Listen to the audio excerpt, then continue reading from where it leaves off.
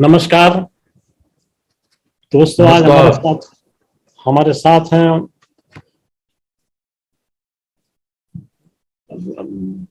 विख्यात साहित्यकार और विशेष करके नाटककार प्रताप सहगल जी। बड़ी इंटरेस्टिंग बात यह है कि वो एक कवि भी हैं, कथाकार भी हैं, आलोचक भी हैं और सारे ही विधाओं में बराबर का दखल रखते हैं। लेकिन उनके नाटक जो होते हैं वो हमें ज्यादा पसंद आते हैं। तो आज हम देखेंगे कि किस विधा में उनकी रुचि है, इतनी विधाओं में वो कैसे काम कर लेते हैं और कैसे इतनी जल्दी जल्दी इतना सब कर लेते हैं। तो स्वागत है सर। आज हम शुक्रिया संजीव जी। हम सबसे पहले तो ये जानना चाहेंगे कि साहित्य की रुचि कैसे पैदा हुई, कैसे आपने साहित्य सृजन में अपना प्रवेश किया, कौन आपका प्रेरणा स्रोत था? साहित्य लेखन में जो मैं प्रवृत्त हुआ हूँ, इसका कोई एक विशेष बिंदु अगर मैं चाहूं तो रेखांकित नहीं कर सकता जी। ये एक सिलसिलेवार धीरे धीरे जैसे आदमी ग्रो करता है जी। और वो दुनिया को देखना समझना शुरू करता है और खुद को अभिव्यक्त करने के रास्ते तलाशना शुरू करता है, तो शायद उसमें मुझे शब्द के प्रति ज्यादा रुझान हुआ और शब्द मुझे बहुत आकर्षित करता रहा। शब्द के जो विभिन्न शेड्स आते हैं, जो अलग अलग डायमेंशंस आती हैं, अलग अलग संदर्भों में एक ही शब्द के अर्थ बदल जाते हैं, ये बहुत दिलचस्प चीजें थी जिन्होंने मुझे आकर्षित किया। और फिर जो मेरे अपने अनुभव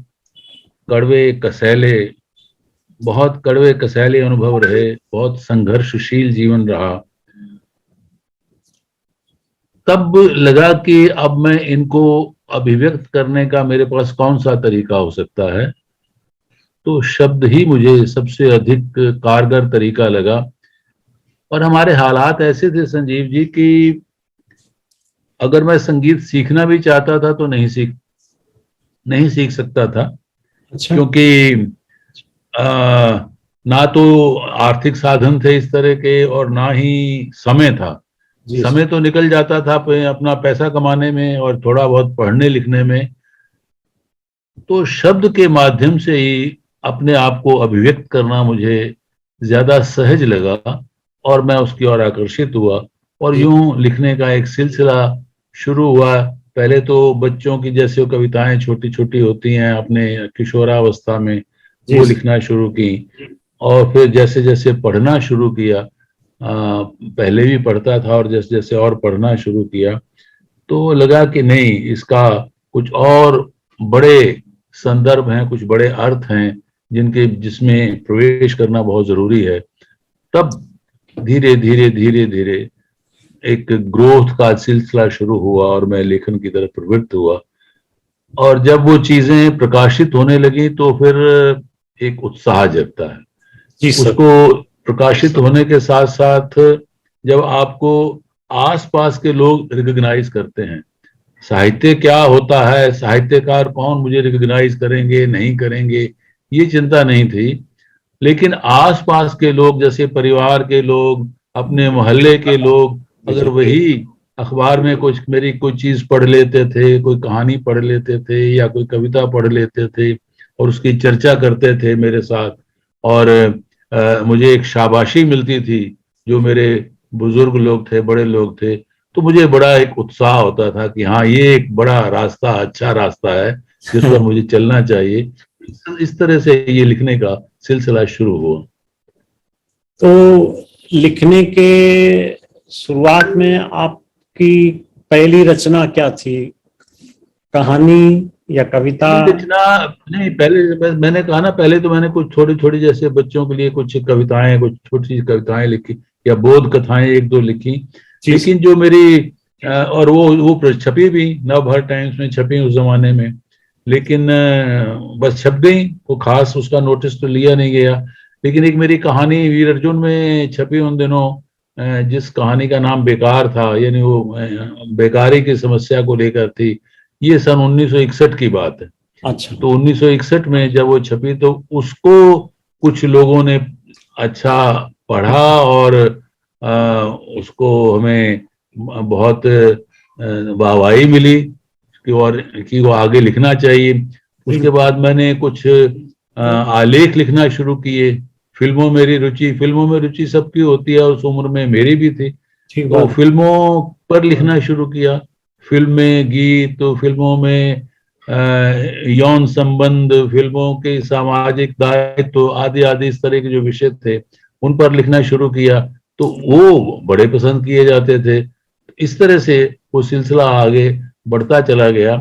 लेकिन जो ज्यादा मुझे फिर स्कूल के दिनों में जो हमारे टीचर थे, मुझे याद है अच्छी तरह से, अभी दो टीचर थे हिंदी के। एक का नाम रणवीर सिंह का था और दूसरे का नाम शीश राम जी था। तो रणवीर सिंह जी और शीश राम जी दोनों ही मुझे प्रोत्साहित करते रहते थे।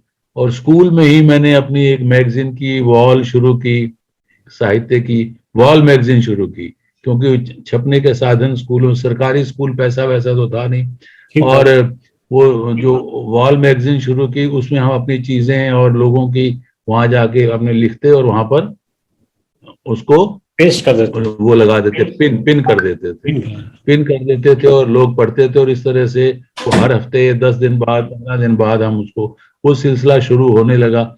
और आपको अच्छा लगे जानकर कि 1963 में जब मैं हायर सेकेंडरी पास कर रहा था, उस जमाने में हायर सेकेंडरी होती थी, तो सबसे पहली पत्रिका उस स्कूल की, ज्ञान वाटिका, उसका संपादक मैं था। अरे वाह। तो वो प्रकाशित हुई वो प्रकाशित हुई और उससे मुझे और बहुत बल मिला।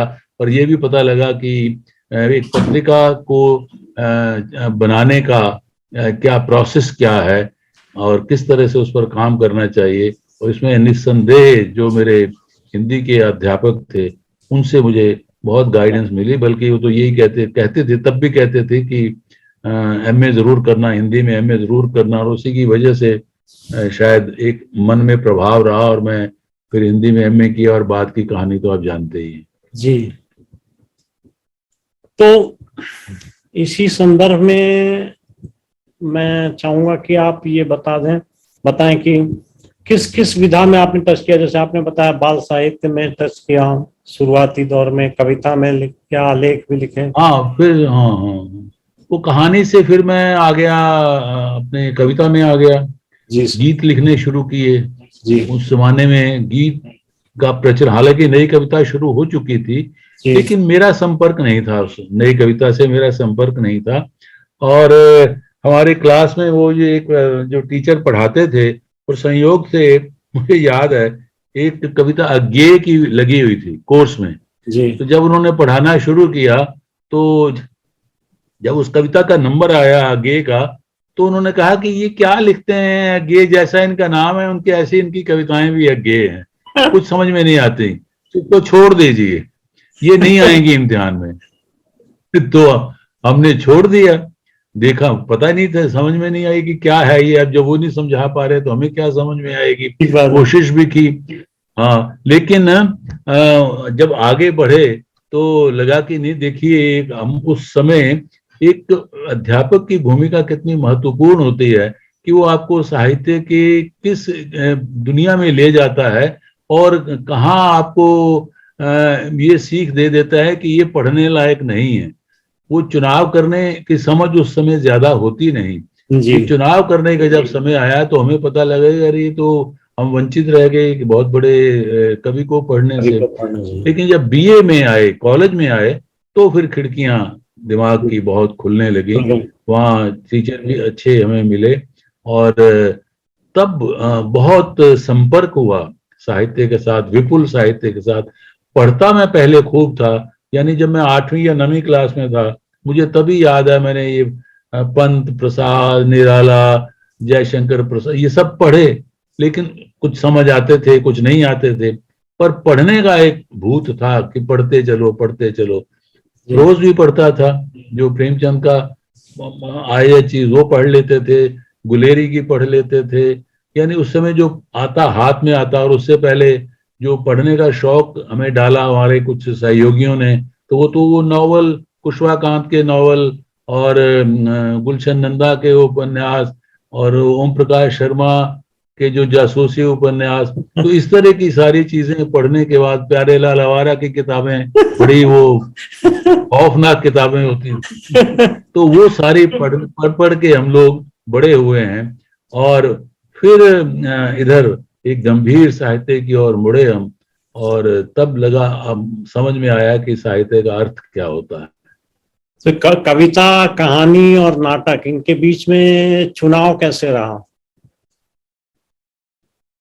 ऐसा कोई चुनाव करना मेरे लिए मुश्किल नहीं होता, क्योंकि जब सारी विधाओं से मेरा रिश्ता हो गया, 1970 के आसपास, 69 में मेरा रिश्ता रंगमंच से जुड़ा। उससे पहले मैंने नाटक लिखा जरूर था, और वो मैंने भेजा भी, जो कहीं छपा नहीं, और फिर वो कहीं खो गया तो खो ही गया, मैंने कभी ढूंढने की कोशिश भी नहीं की। और वो लगता है वो नाटक था भी नहीं, शायद वो संवादों का एक ढांचा मात्र था। अब वो नाटक होता क्या है, इसकी समझ बहुत धीरे धीरे विकसित हुई, और 1969 में मैंने बहुत नियमित रूप से नाटक देखना शुरू किया। जो राष्ट्रीय नाट्य विद्यालय की जो प्रस्तुतियां होती थी उस समय, चाहे वो अलका जी थे और या और लोग थे जो बाहर से, विदेश से आते थे, उनकी बहुत प्रस्तुतियां देखना शुरू की। और तरह तरह के जो फॉर्म्स हैं, अपने प्रस्तुति के जो फॉर्म्स हैं, उसके संपर्क में आए। तब धीरे धीरे समझ में आने लगा कि नाटक का मतलब क्या है। और चुनाव की जो आप बात कही, तो जब ये विधाएं मेरे समझ में आ गई कि कविता क्या है, वैसे पूरी विधा देखिए संजीव जी कभी समझ में नहीं आती किसी को। ये क्लेम नहीं करना चाहिए कि मैं पारंगत हो गया, लेकिन जो जितनी भी समझ में आई और लगा कि ये विधाएं, अब इन विधाओं को, ये विधाएं मेरे पास हैं। अब जब मेरे पास सब्जेक्ट आता है, कोई विषय आता है, तो फिर जो कौन सी विधा उसके लिए सही रहेगी, वो अपने आप उसका चुनाव हो जाता है। विधा जो विषय है वही विधा का चुनाव करता है। तो ये एक इम्पॉर्टेंट चीज है कि रचनाओं की विषय वस्तु नहीं तय होती, विषय वस्तु से विधा तय होती है आपके। हाँ जी, ये इंटरेस्टिंग चीज। और मैं कहूंगा कि शायद मैं पहली बार सुन रहा हूँ कि विषय वस्तु सामने है और तब हम निर्णय कर रहे हैं कि इसको किस विधा में डालें। ये बहुत ही अप्रतिम कहना चाहिए, या अद्भुत स्थिति है। तो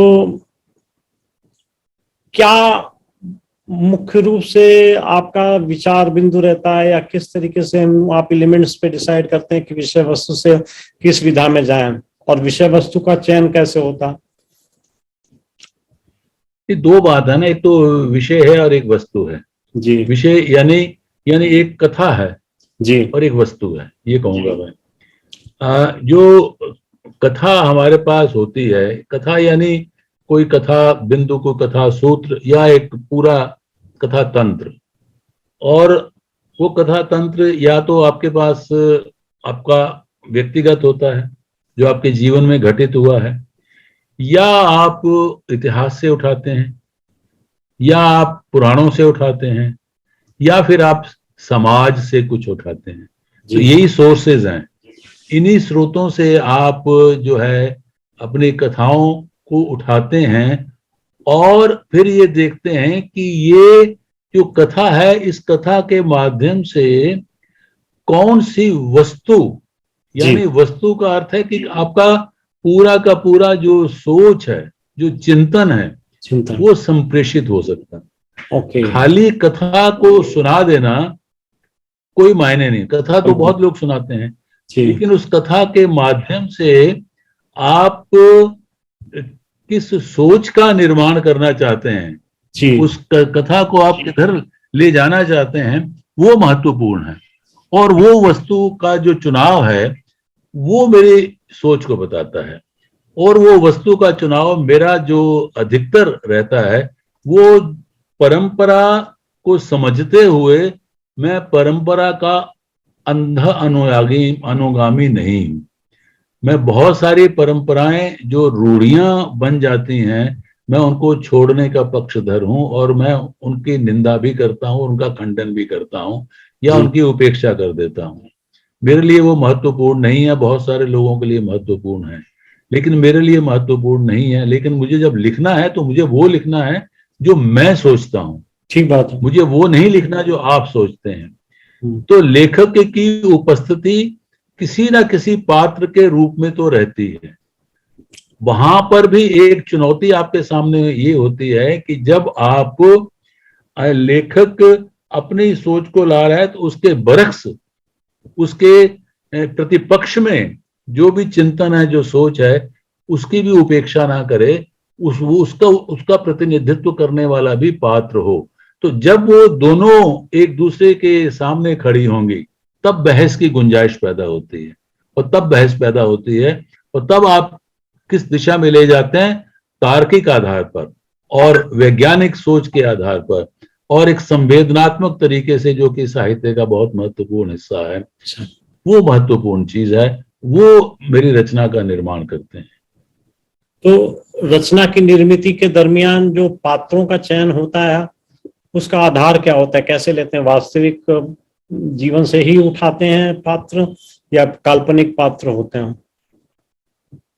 नहीं, ये निर्भर करता है। कल्पना काल्पनिक, जैसे मैं आपको उदाहरण देकर समझाऊं, मेरा नाटक जैसे अन्वेषक है, वो आपने पढ़ा होगा। जी अब अन्वेषक में केवल 2 पात्र जो हैं वो ऐतिहासिक हैं, आर्यभट्ट और बुद्धगुप्त। जी शेष सभी पात्र, चिंतामणि, चूड़ामणि, केतकी और अन्य जो पात्र हैं उनके शिष्य, सभी काल्पनिक हैं। तो कल्पना का सहारा, और लेकिन वो काल्पनिक पात्र भी आपको रचना में आके वास्तविक लगने लग जाते हैं। यही लेखक का कौशल होता है कि वो कल्पना, हाँ, कि वो कल्पना जिसकी आपने की है वो वास्तविक लगने लग जाए। तो कल्पना के पात्र भी आते हैं, वास्तविक पात्र भी आते हैं। अब मैंने अगर नॉवल लिखा है, मान लीजिए उपन्यास है मेरा या कहानियां हैं, उसमें अक्सर जो सब्जेक्ट यानी जो लेखक, जो खुद सब्जेक्टिव जो उसका दृष्टिकोण है वो रहता है। हालांकि और रचनाओं में भी रहता है, और कविता में तो बहुत अधिक रहता है। तो वो सब्जेक्ट, जैसे आप ही लिखते हैं, आप अब इतिहास से पात्र उठाते हैं। अब इतिहास के पात्र तो इतिहास के पात्र हैं, लेकिन अगर इतिहास के पात्र की सिर्फ आप कहानी कह देते हैं तो वो कोई बात बनती नहीं। जी उस कहानी कहते कहते अगर आप अपनी बात भी उसमें अंतर्ग्रथित करते हैं और उसको प्रश्नांकित करते हैं, कहीं उससे आगे बढ़कर सोचते हैं, तो वो लिखने का एक मकसद होना चाहिए। मेरा यही रहता है जी जी कि मैं उससे आगे बढ़ के सोचूं। यही प्रयास मैं भी करता हूँ कि उसे नए दृष्टिकोण से देखने पर क्या स्थिति बनती है, और कौन कौन से ऐसे मनोवैज्ञानिक तथ्य हैं जिनको उजागर किया जाना जरूरी है किसी भी कथा में। ये प्रयास रहता है। लेकिन मैंने आपकी एक पुस्तक देखी, अथकथा रघुवंश, तो इतने विशाल प्रबंध काव्य की कथा को आपने कैसे हैंडल किया, ये मैं समझ नहीं पा रहा। वो उसके 8 सर्ग हैं पहले जी। वो पूरे तो रघुवंश के 29 सर्ग हैं। जो मैंने किया है, पहले 8 सर्गों का नाट्य रूपांतर किया है, और वो 8 सर्गों का 3 खंडों में है, तीन अंकों में है। 3 अंकों में।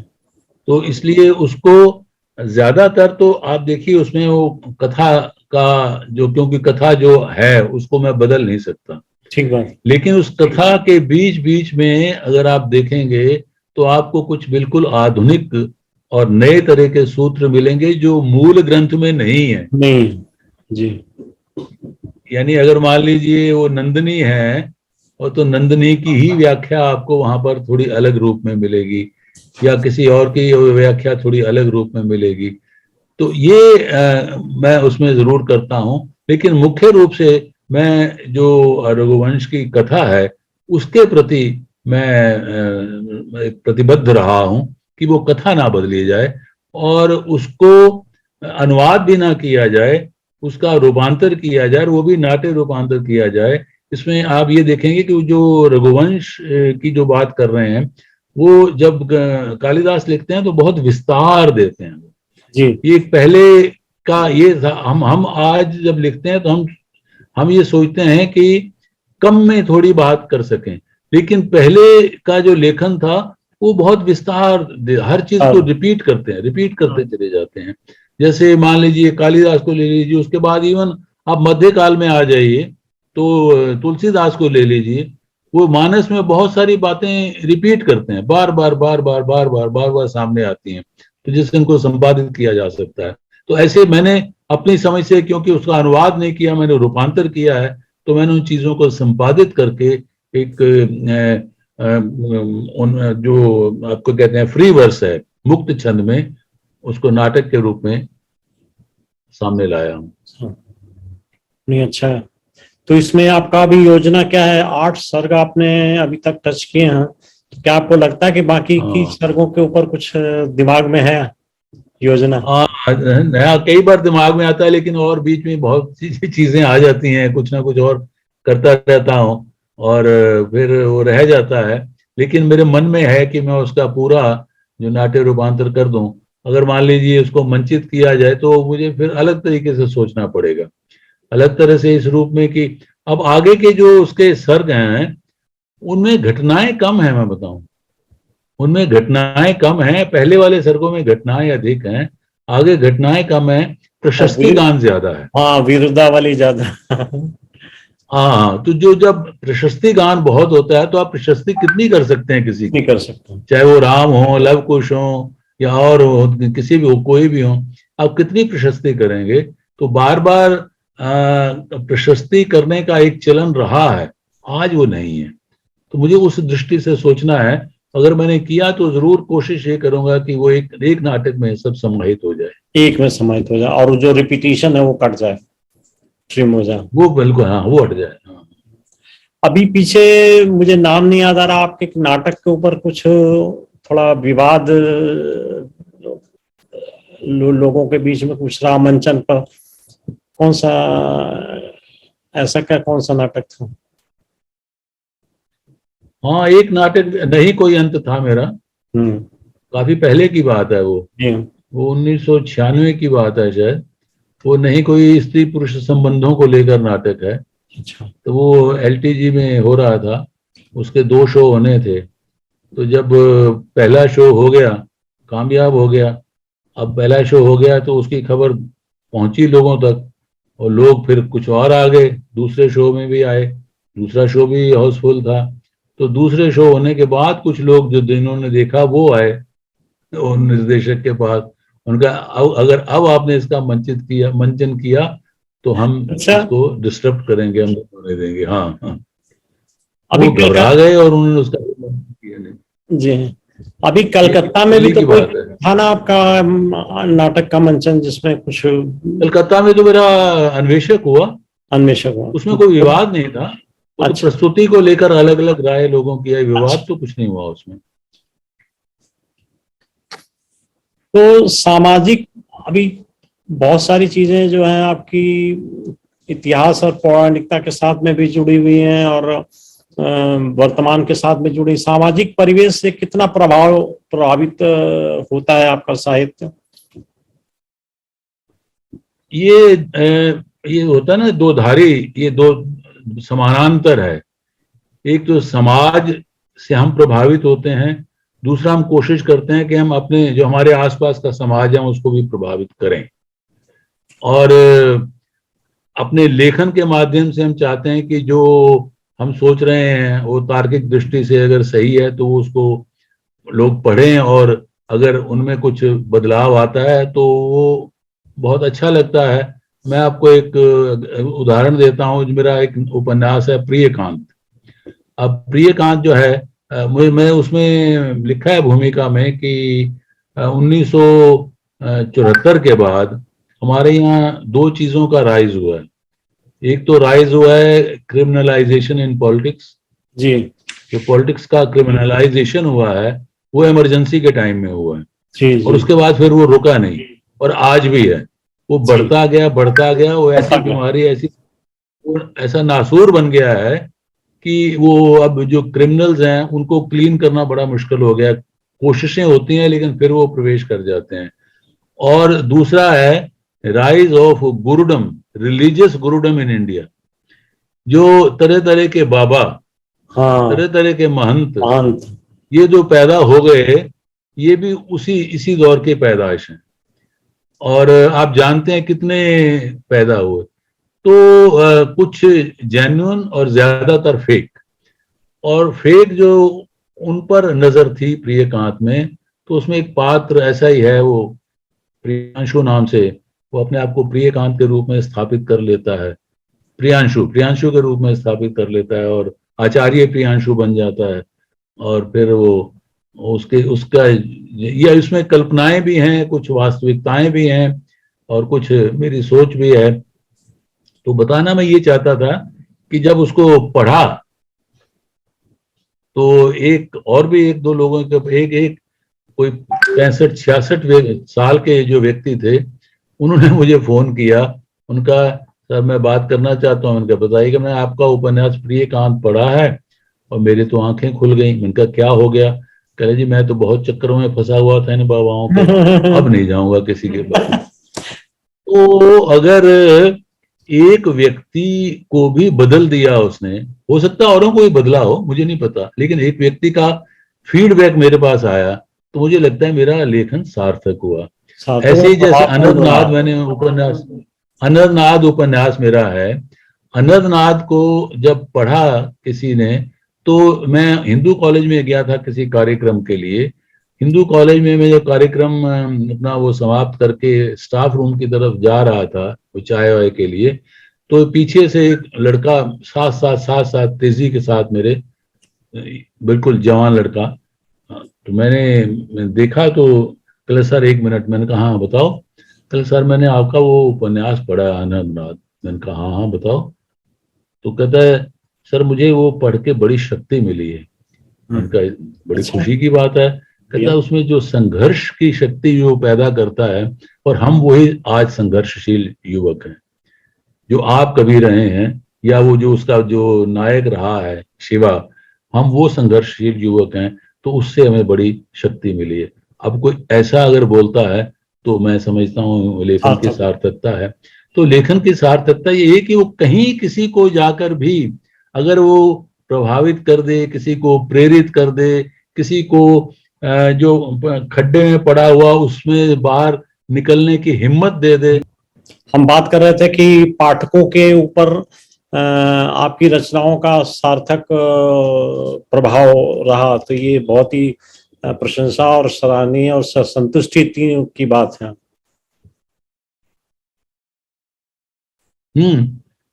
ऐसे और बहुत सारी कविताएं मेरी हैं जो लोगों को अच्छी लगती हैं। जैसे अंधेरे में देखना है,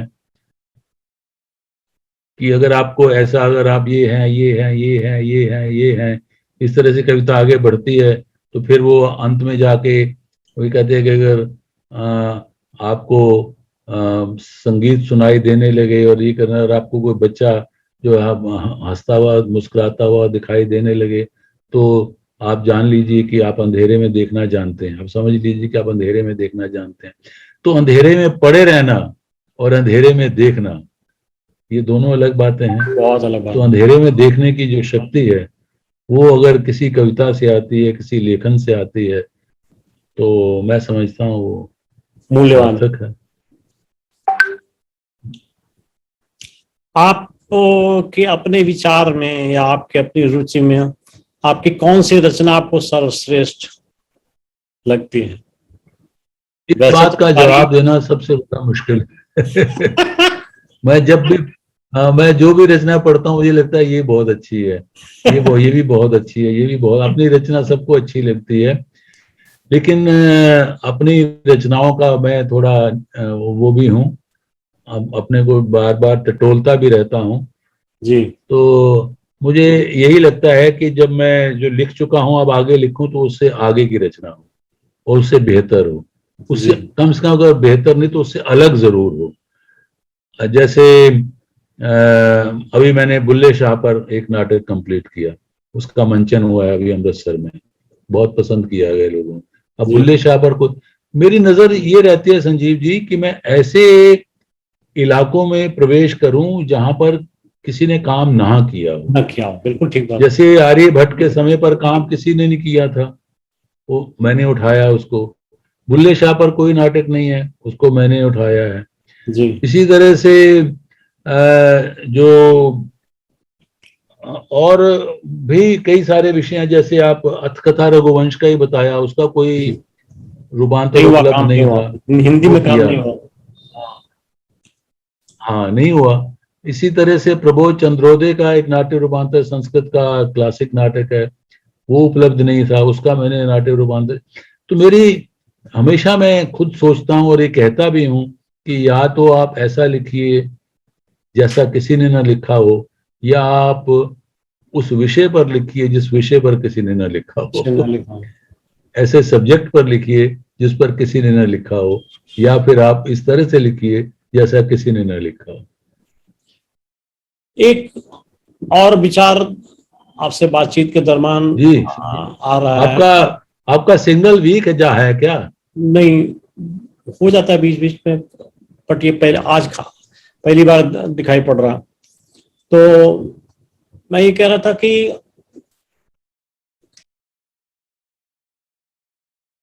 हाँ जी, क्या हो गया? आपकी आवाज नहीं आ रही। सॉरी, मैंने कहा कुछ अनस्टेबल सा हो रहा। तो हम्म।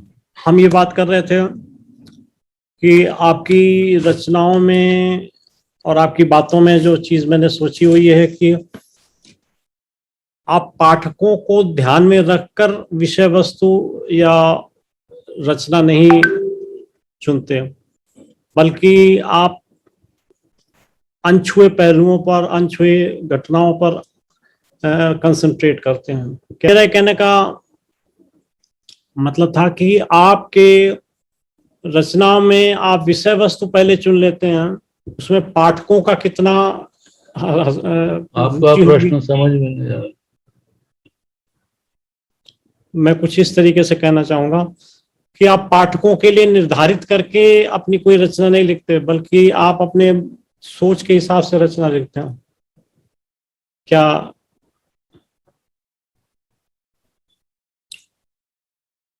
स्पष्ट हुआ सर? नहीं?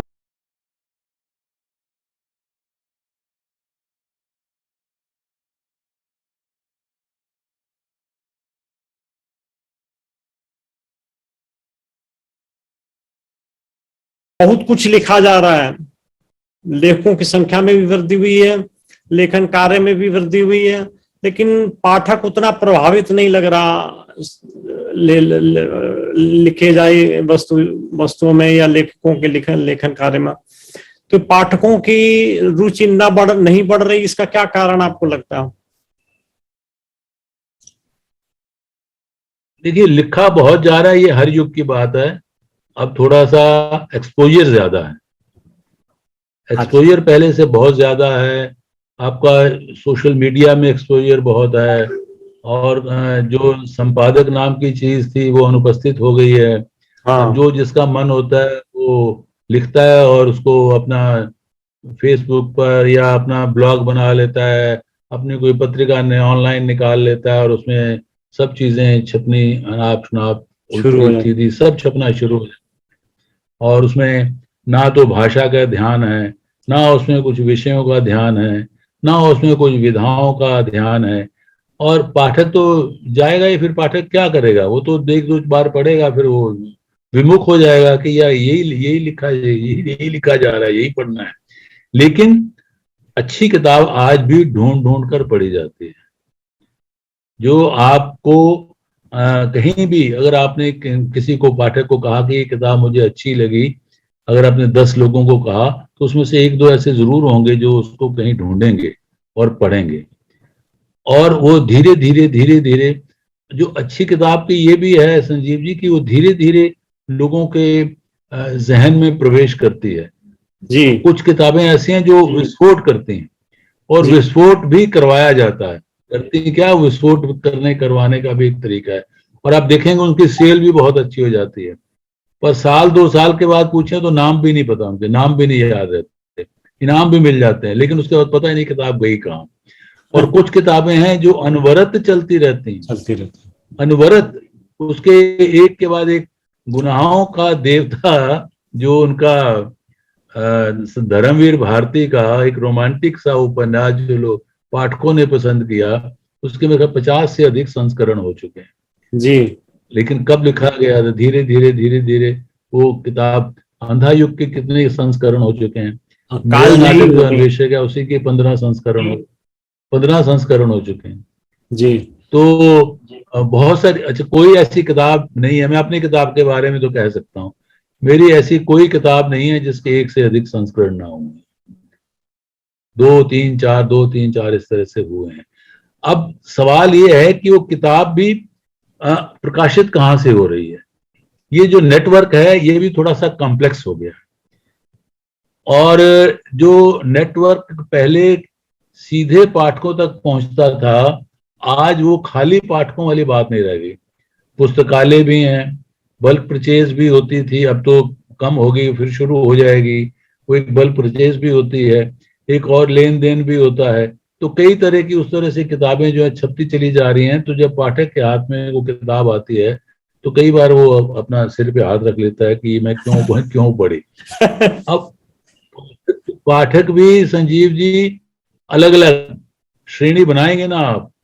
जो मान लीजिए गुलशन नंदा का पाठक है, और गुलशन नंदा के पाठक से आगे वो उसकी ग्रोथ ही नहीं है, उससे आगे बढ़ना ही नहीं चाहता, उसको वहीं रहना है, तो वो संजीव कुमार को नहीं पढ़ेगा, नहीं पड़ेगा। वो प्रेमचंद को भी नहीं पढ़ेगा, वो जी वहीं पढ़ेगा। ठीक है। लेकिन अगर किसी को आगे ग्रो करना है तो आगे धीरे धीरे वो आता है और रचनाएं पढ़ता है। और इसका जो असली एक्सपोजर समाज में, देखिए किताब इज दी लास्ट प्रायोरिटी समाज में। हमारे यहाँ खाने पीने की दिक्कतें हैं, लोगों को खाने पीने को नहीं है, और कपड़ा मुहैया नहीं होता, रहने के लिए जगह नहीं है, किताब कहाँ से खरीदेंगे, उसकी कीमतें हैं, लाइब्रेरियों इतनी अभाव है। यहाँ दिल्ली में देखते हैं, दिल्ली में तो बहुतायत है, या और बड़े शहरों में तो अबंडेंस में सब कुछ है, हर चीज अबंडेंस में है। और जब आप छोटे शहरों में चले जाएं या आप गांव में चले जाएं तो वहां लोग तरसते हैं, उनको मिलती ही नहीं चीजें, कांटेक्ट नहीं है। फिर वो क्या है, वो अब सोशल मीडिया पे देखते हैं। अब जो सोशल मीडिया पे उपलब्ध हो जाता है वो सोचते हैं यही साहित्य है, यही साहित्य। जो टीवी पर उपलब्ध हो जाता है वो सोचते हैं यही साहित्य है, वहां जो चुटकुलों में कविताएं आती हैं वो समझते हैं यही कविता है। तो आप रुचियां तो बिगाड़ ही गई हैं, रुचियां तो इस तरह से लोगों की बिगाड़ ही गई हैं, उनको संस्कारित तो धीरे धीरे होती हैं। और साहित्य का काम तो संस्कारित करना है ना। ठीक बात है। साहित्य का काम, कलाओं का काम, उनका काम क्या है, उनका काम ही मनुष्य को संस्कारित करना है। अगर वो संस्कारित ही नहीं कर रही हैं तो क्या व्यर्थ है फिर वो। ठीक बात। ये जो बदलाव आया है इसमें टेक्नोलॉजी का भी बड़ा रोल है, डिजिटल युग आ गया। आपको क्या भविष्य प्रतीत होता है साहित्य का डिजिटल युग में? नहीं, साहित्य तो रहेगा, साहित्य कहीं नहीं जाता, साहित्य रहेगा, उसके रूप बदल रहे हैं, बदलेंगे भी, और तरह तरह का साहित्य आएगा। हाँ, हर तरह का पाठक भी है। बहुत सारे लोग अभी भी हल्की फुल्की चीजें पर पढ़ना पसंद करते हैं, बहुत सारे लोग गंभीर चीजें पर पढ़ना पसंद करते हैं, बहुत सारे चीजें लोग जो है वो क्लासिक पढ़ना पसंद करते हैं, बहुत सारे जो आधुनिक पढ़ना पसंद करते हैं। तो साहित्य तो रहेगा। हाँ, ये है कि पढ़ने की आदतें जो हैं वो काफी छूट गई हैं और बदल भी रही हैं। अब किताब की जगह ई बुक, वो जो नई जनरेशन है वो तो किताब उठाती ही नहीं, वो तो अपना एक वो उठाती है, वो क्या, किंडल। पैड। हाँ, किंडल पैड उठाती है, और उसमें 1000 किताबें हैं, 500 किताबें हैं, जो चाहो डाउनलोड अपना कीजिए। निकाल कर पढ़ लो। तो वो अलग सिस्टम आ गया है, तो वहां भी प्रवेश तो हुआ है साहित्य का, ऐसा नहीं कि साहित्य वहां नहीं है, साहित्य का प्रवेश वहां भी हुआ है, पर अभी भी वो लोगों की आदत में पूरी तरह से शुमार नहीं है। अभी हमारे जैसे लोग या हमारे से बाद की पीढ़ी के लोग भी वो किताब पढ़ना पसंद करते हैं। अब किताब मैं पढ़ता हूँ तो ये पेन लेके बैठता हूँ साथ में मार्क करना, जगह जगह मार्क करना, कोई प्रश्न आता है तो वो वहां पर लिख लेना, या कोई दिमाग में कमेंट आता है तो वो वहां पर कर देना जी। और फिर वो एक मेरे मेरे जहन में चीजें रहती हैं।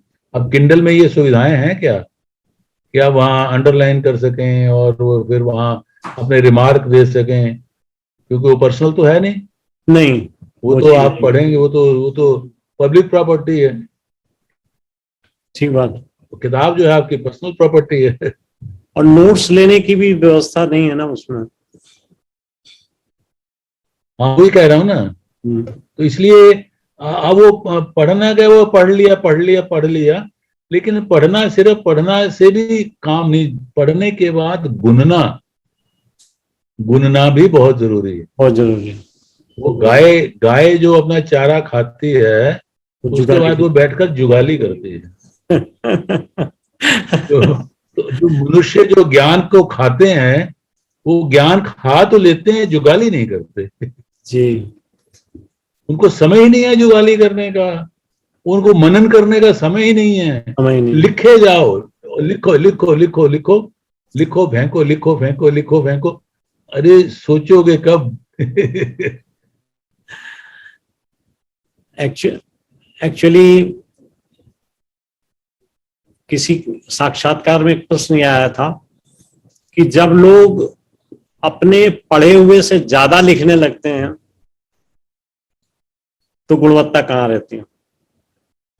सही बात है, बिल्कुल सही बात है। तो मुझे लगा ये पढ़ेंगे नहीं तो सूत्र। मैं आप बताओ, मैं आजकल मैं क्या, आप हैरान होंगे, मैं आजकल जो है जो हमारे पुराने क्रांतिकारी रहे हैं उनकी जीवनियां पढ़ रहा हूँ जी। और वो चीजें मिस थी, अब वो मैं पढ़े जा रहा हूँ। अभी मैं एक किताब पढ़ रहा हूँ, रंगमंच की कहानी, वो एक अलग तरह की किताब है, अंकुर की। अब हम तो लाते हैं, खरीद कर लाते हैं और पढ़ते हैं, और मित्रों की किताबें आती हैं वो भी देखते हैं, पढ़ते हैं। लेकिन अगर आपको किताब पढ़ने के बाद कुछ भी नया हाथ ना लगे, या तो देखिए इंफॉर्मेशन के लेवल पर आपको या तो कोई नई जानकारी मिले कि ये मैं नहीं जानता था जी, या आपको ज्ञान के स्तर पर कुछ आपकी खिड़कियां बजें कि हाँ ऐसा मैंने नहीं सोचा था जी। और या आप संवेदना के स्तर पर आपको वो किताब कुछ तराशे, आपको पहले से और अधिक संवेदनशील बना दे। अगर ये भी नहीं तो फिर पढ़ें क्यों। ठीक बात है। अच्छा, एक दिमाग में बात आ रही है व्यंग को लेकर के। आपने व्यंग की तरफ उन्मुख नहीं हुए, क्या कहते हैं, ये एक विधा के तौर पर अब हाँ मेरा रुझान जा रहा है। नहीं वो रुझान नहीं, कोई जरूरी नहीं। वैसे है मेरे 3 व्यंग नाटक हैं, ऐसी बात नहीं है कि नहीं है, लेकिन वो नाटक है, 3 व्यंग नाटक हैं मेरे। और उसमें एक यूं बनी महाभारत है, और एक जो है मौत रात भर क्यों नहीं आती, और तीसरा रूपांतर है अंधेरे में। तो ये 3 नाटक हैं, लिखा है, 1-2 व्यंग भी लिखे हैं, लेकिन व्यंग मेरी कोई मुख्य विधा नहीं है उस तरह से। और अब जितना लिखा है, हो सकता है कभी मन में आए। अब मैं, क्योंकि मुझे कोई कह रहा है, हमारे दोस्त हैं प्रेम, वो कई बार पीछे पढ़ के, और कई बार मैं लिख भी 1-2 बार लिखा भी है। अभी एक बार फिर पीछे पड़े, मैं नहीं लिख पाया तो नहीं लिख पाया, मैं जबरदस्ती, अब वो मांग है तो मैं वही लिखने बैठ जाऊं, ऐसा तो संभव नहीं है। इसलिए व्यंग भी तभी लिखना है जब वो उसका फ्रेम ऑफ माइंड वैसा हो, क्योंकि व्यंग की भाषा बिल्कुल अलग है। व्यंग का जो कहन है, उसका कहने का जो तरीका है वो बिल्कुल अलग है। तो उस फ्रेम ऑफ माइंड में आ गया तो ठीक है, नहीं आया तो मुझे कोई उसमें वो नहीं है, मुश्किल नहीं है कि क्यों छूट गया। और इतनी विधाएं हैं, मेरे को इतना लिखा मैंने, इतनी विधाओं में लिखा है। नहीं, आपने तो तकरीबन हर विधा में कुछ न कुछ किया, और विशेष करके नाटक के क्षेत्र में तो आपका नाम जो है ना बड़ी शीर्ष स्तर पर लिया जाता है। प्रवासी साहित्य की क्या भूमिका लगती है आपको, क्या भविष्य लगता है?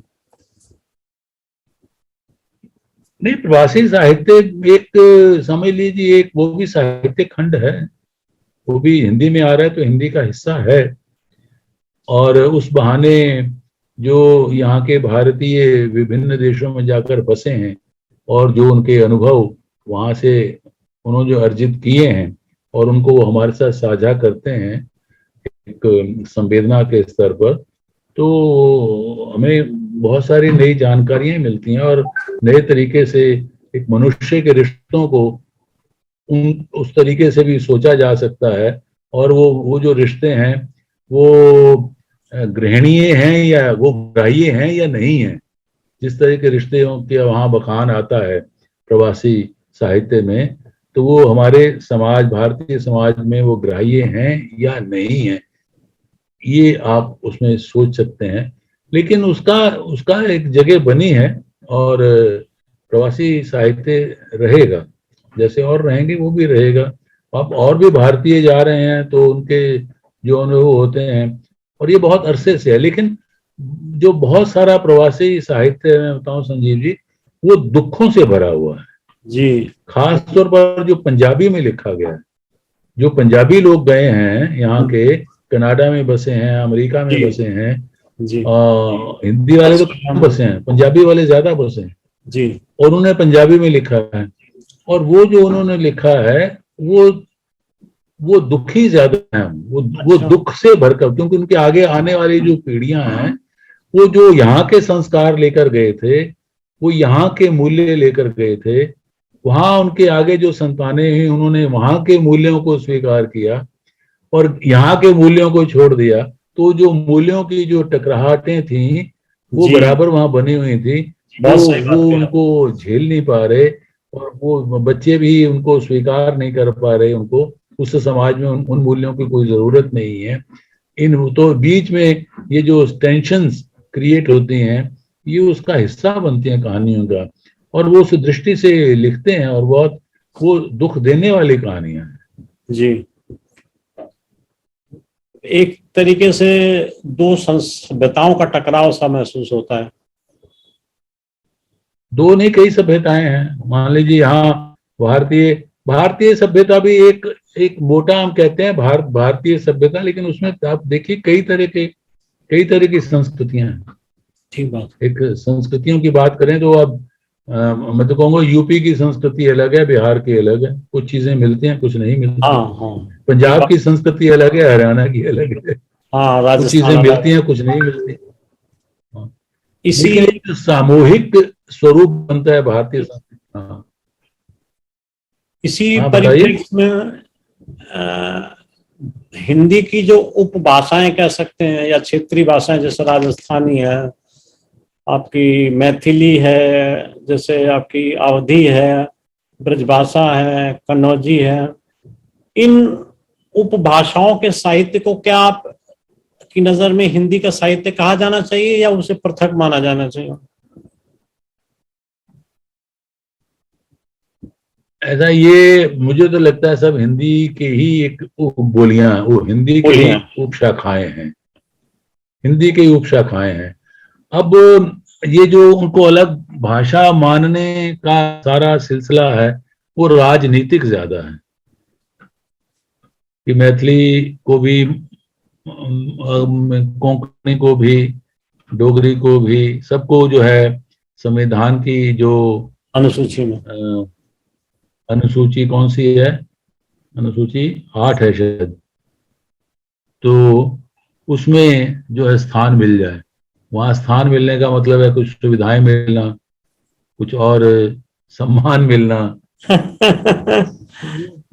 वो पॉलिटिकल ज्यादा है, नहीं तो जो हमारी संपर्क भाषा तो वही है ना जिसमें हम लोग बात कर रहे हैं। ठीक बात। अच्छा, एक व्यक्तिगत प्रश्न जरूर पूछना चाहूंगा कि लेखन कार्य के अलावा आपकी अभिरुचियां क्या क्या हैं? अभिरुचियां मेरी लेखन कार्य के अलावा घूमना है। घूमता खूब हूँ। अब आजकल तो घूमना बंद है। आजकल तो और और अच्छा खाना खाना, अच्छी तरह से सोना हाँ, और अच्छे कपड़े पहनना, और क्या कहेंगे, और कुछ सोशल वर्क करना, अरे वाह। समाज सेवा करना। हाँ, वो अपने अपने स्तर पर जो एक मतलब जी एक जी स्थानीय स्तर पर, जी। बहुत बड़े बड़े स्तर पर नहीं, जो स्थानीय स्तर पर जो हो सकता है वो करते रहना।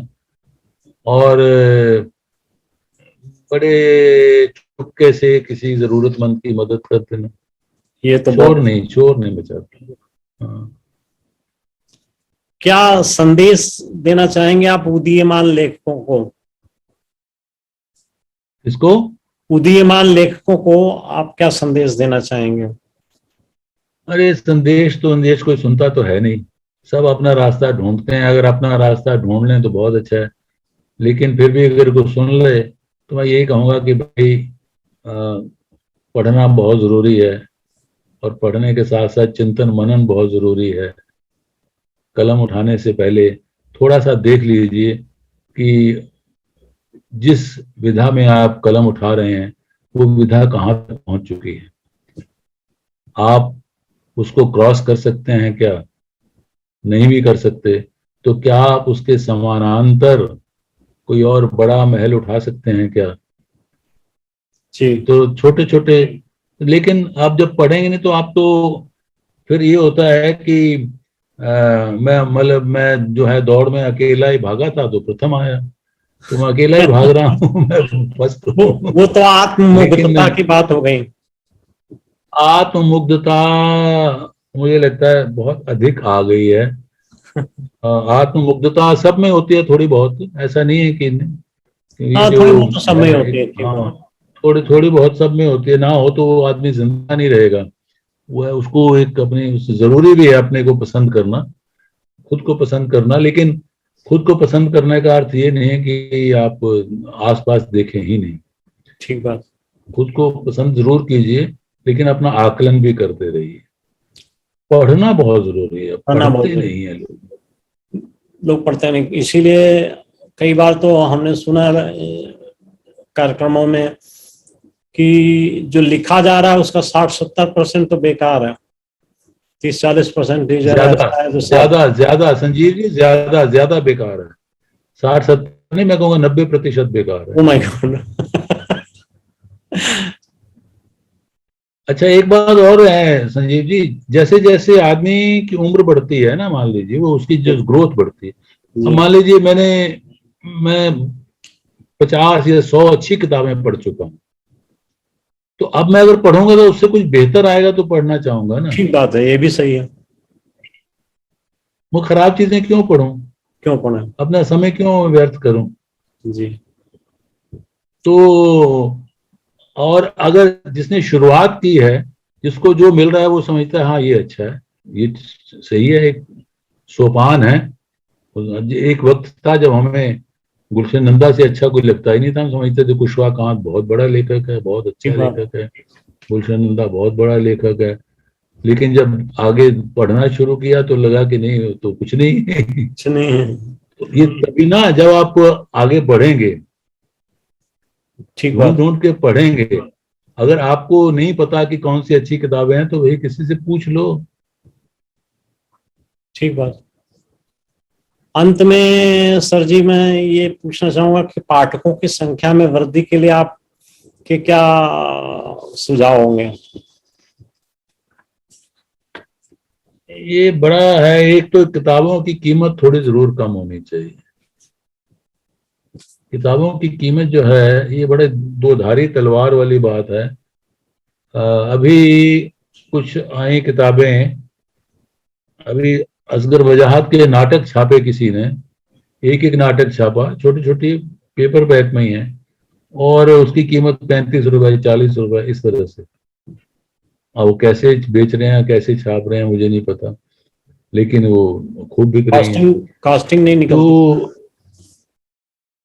हाँ, कॉस्टिंग और कैसे कर रहे हैं आई डोंट नो, तो ये मुझे पता नहीं, लेकिन फिर भी नहीं, अगर बल्क में छपती है तो कॉस्टिंग निकलती है ना, तो अगर ज्यादा छपती है नहीं तो सर, कॉस्टिंग निकल आती है, ये सर तो देखिए, आप तो मुझसे ज्यादा देखिए जानते हैं।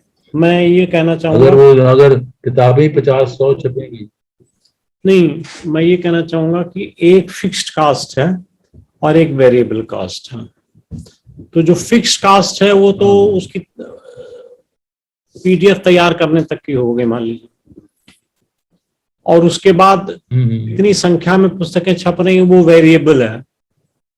तो फिक्स कास्ट ज्यादा नहीं होती, हाँ ठीक वेरिएबल है। कास्ट ज्यादा हो रही है सर। फिक्स कास्ट क्या है, हाँ हाँ टाइपिंग में हाँ, कितना बिल्कुल खर्चा बिल्कुल। होगा, एडिटिंग में कितना खर्चा हो जाएगा, या उसके कवर हाँ पेज हाँ, बनाने में कितना खर्चा हो जाएगा, फिक्स कास्ट तो यही है। लेकिन वेरिएबल कास्ट बढ़ गई, हम्म। कागज की कास्ट बढ़ गई।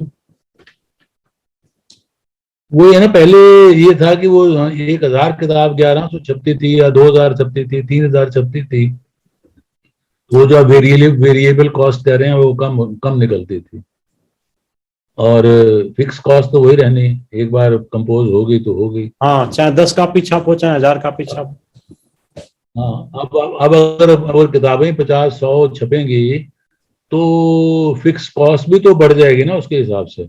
वो अगर आप उतना बड़ा डिवाइड इम्पैक्ट, करेंगे, उतना बड़ा सर अगर एक इम्पैक्ट नहीं हजार आता, प्रतियों पर डिवाइड करेंगे। उतना बड़ा इम्पैक्ट नहीं आता फिक्स कास्ट का, मेरा जो अनुभव है। हाँ, वेरिएबल कॉस्ट का ज्यादा इम्पैक्ट है। वेरिएबल कास्ट ज्यादा है, उसका इम्पैक्ट ज्यादा है क्योंकि हर चीज के हाँ दाम हाँ, बढ़ चुके हैं। लेकिन फिक्स कास्ट में भी कोई इतनी ज्यादा बिल्कुल इजाफा बिल्कुल नहीं होता। बिल्कुल।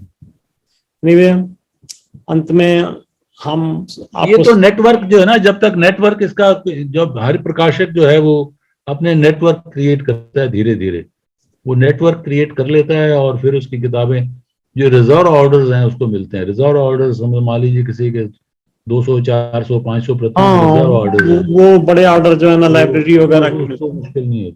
लेकिन पुस्तक हाँ। बाजार का अगर देखें तो 60 से 70% बाजार पे अमेजोन कब्जा कर चुका है सर। हम्म। तो वहां पर काफी ज्यादा डिमांड आ जाती है। एनीवे, हम्म। हम अब वो आपको मुझे उनका गोरख धंधा समझ में नहीं, मुझे नहीं पता क्या है वो, आप बेहतर जानते हैं। नहीं, बड़ा अच्छा सिस्टम है सेल का वहां पर, फ्लिपकार्ट हो या अच्छा। अमेजोन हो। हाँ, लेकिन वो ये है कि वो सीधे पाठक के पास पहुंचती है किताब। बहुत आराम से, बहुत जल्दी और चाहे बहुत वो इजीली चाहे वो 100 पहुंचे, 200 पहुंचे, 400 पहुंचे, लेकिन पहुंचती पाठक के पहुंचती पास हैं। है।